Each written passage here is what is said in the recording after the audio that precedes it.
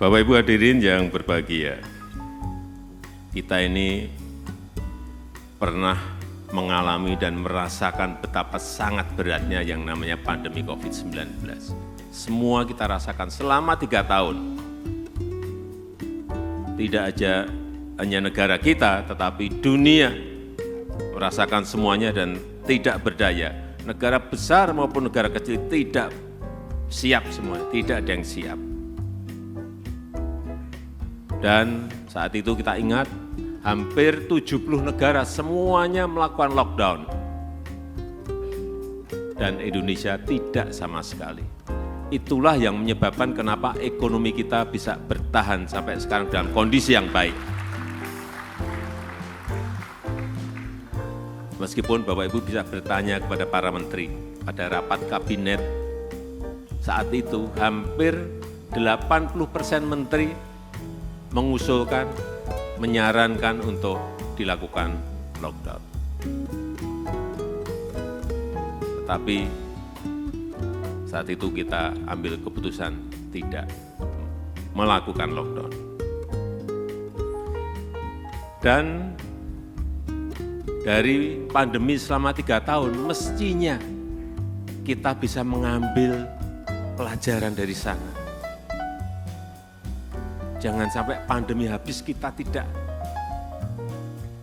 mengambil pelajaran, tidak memberikan pelajaran kepada kita. Tidak hanya untuk dunia, untuk negara-negara, untuk kita, ini harus kita ambil hikmahnya apa. Sehingga sehabis pandemi ini kita bisa membenahi, kita bisa memperbaiki apa-apa yang kurang, apa-apa yang perlu harus kita perbaiki lagi, dan yang paling penting, menurut saya, bahwa kolaborasi di antara kita ini harus betul-betul kita perkuat. Kuncinya ada di situ. Kenapa pandemi kita bisa selesaikan dengan baik? Saya ingat TNI Polri semuanya bergerak, seluruh organisasi pengusaha semuanya bergerak, Kadin bersama-sama dengan Pak Ketua Umum Kadin, Pak Arsyad, datang ke daerah, dengan HIPMI juga sama, ke daerah untuk apa? Vaksinasi. Dan ternyata kerjasama secara total seperti itu memberikan hasil yang sangat baik kepada negara kita. Sampai saat ini telah kita suntikkan 450 juta dosis vaksin, lebih dari 450 juta dosis vaksin. Sebuah angka yang tidak kecil. Saudara sudah bisa bayangkan bagaimana menyuntikkan 450 juta vaksin kepada rakyat kita yang tersebar di seluruh tanah air Indonesia. Inilah yang kita butuhkan post pandemi. Kolaborasi, bekerja sama, dan saya sangat memberikan apresiasi kepada HIPMI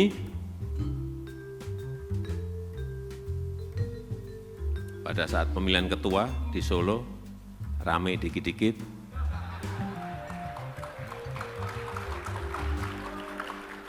Ya anak-anak muda biasalah rame-rame dikit. Tapi setelah itu kepilih semuanya bersatu kembali. Ini sangat baik.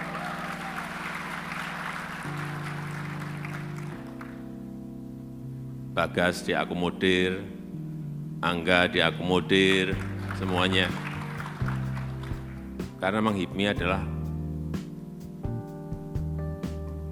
organisasi untuk urusan yang berkaitan dengan ekonomi. Dan saya lihat tadi yang dilantik juga panggungnya tidak cukup. Saya juga mengapresiasi 239 pengurus, itu bukan besar.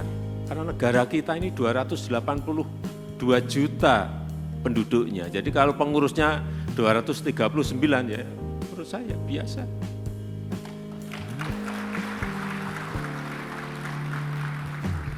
Karena tadi Ketua Akbar menyampaikan pada saya, Pak, ini pengurusnya banyak banget, Pak. 239, enggak.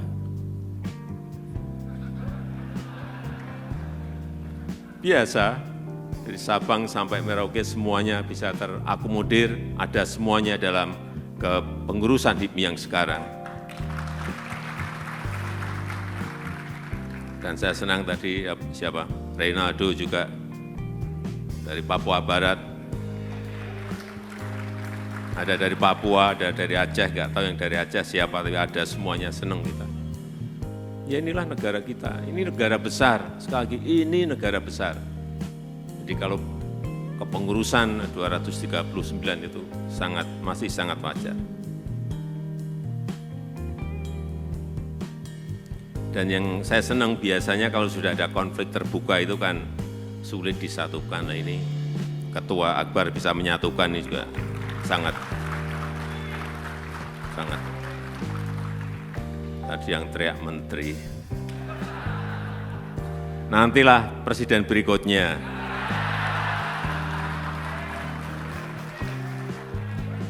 Presiden berikutnya Ketua Akbar menteri. Saya setuju.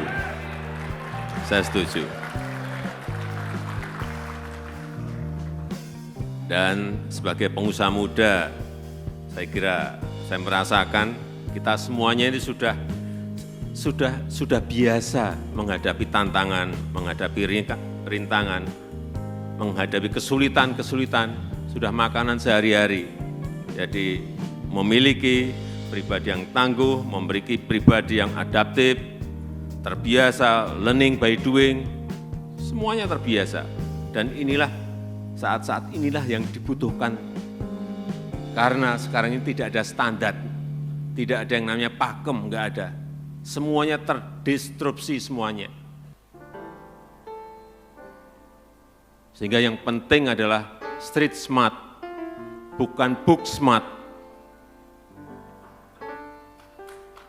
Dan itu ada di HIPMI. Pengalaman lapangan, pengalaman jalanan itu ada di HIPMI. Tanyakan aja coba Pak Bahlil, pengalamannya dari apa, sekarang jadi Menteri Investasi. Tapi tadi kelihatannya disinggung Pak Menteri. Manfaat untuk HIPMI belum kelihatan.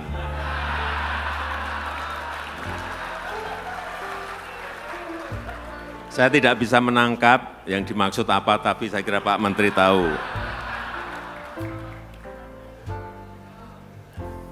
Yang paling penting, bagaimana membangun ekosistem usaha kita ini agar semakin baik. Undang-undang Cipta Kerja juga sebentar lagi sudah bisa kita selesaikan, yang semuanya menyederhanakan, memberikan peluang pada kita semuanya untuk bisa menciptakan lapangan kerja yang sebanyak-banyaknya. Hilirisasi industri, meskipun tantangan juga tidak mudah, tetapi terus akan kita teruskan. Kita tidak akan berhenti, meskipun digugat tidak akan berhenti, sekali lagi tidak akan berhenti, kita akan terus. Dan saya minta seluruh anggota HIPMI yang memiliki tambang, baik nikel, baik boksit, baik tembaga, baik timah, baik emas, mulai siap-siap. Karena semuanya saya pastikan akan kita stop. Karena yang kita inginkan adalah nilai tambah. Yang kita inginkan adalah nilai tambah. Meskipun kita sekarang ini pada proses banding digugat oleh WTO, tetap akan terus. Jangan sekali-kali kita belok, kita takut, karena nilai tambahnya betul-betul sangat besar sekali. Ekosistem EV baterai selesai, masuk ke ekosistem yang lebih besar, otomotif industri, yang listrik, untuk EV, ini kalau ini berjalan, itu larinya bisa ke bawah, bisa kemana-mana. Karena industri supporting untuk membantu industri akan sangat jutaan, melahirkan ekonomi menengah dan kecil yang sangat bermanfaat bagi negara kita. Yang kedua juga perlu saya ingatkan mengenai belanja produk dalam negeri. Tahun kemarin memang agak kita paksa, angkanya telah keluar 762 triliun APBN, APBD maupun BUMN telah kita belanjakan untuk produk-produk dalam negeri. Sangat besar sekali. Dan ini menjadi kesempatan, menjadi peluang, menjadi opportunity bagi saudara-saudara yang memiliki produk-produk dengan kualitas yang baik. Mungkin Bapak Ibu juga sudah tahu bahwa Amerika juga telah baru saja memberlakukan di bulan Januari 2023 yang lalu untuk penggunaan produk dalam negeri. Dan kita sudah 1 tahun di depan sudah melakukan. Sehingga kita ini sekarang menjadi trendsetter, bukan menjadi follower. Dan juga ini atas usaha Menteri Investasi, bahwa sekarang 53% investasi itu ada di luar Jawa. Yang sebelumnya 70% ada di Jawa, sekarang sudah 53% investasi itu ada di luar Jawa. Artinya apa? Jadi pengusaha besar tidak harus di Jakarta. Karena investasi di luar Jawa sudah lebih besar. Buat kantornya juga harusnya di luar Jawa. Semuanya jangan ngumpul di Jawa, karena PDB ekonomi di Jawa ini sudah terlalu besar, 58% dari total PDB nasional. Sehingga pemerataan itu akan terjadi. Saya rasa itu yang ingin saya sampaikan dalam kesempatan yang baik ini. Saya mengucapkan selamat bertugas kepada seluruh pengurus yang tadi telah dilantik, dan IPMI harus menjadi daya ungkit bagi pengusaha muda Indonesia agar mampu merebut peluang-peluang yang ada dan bisa menjadi penggerak ekonomi bangsa.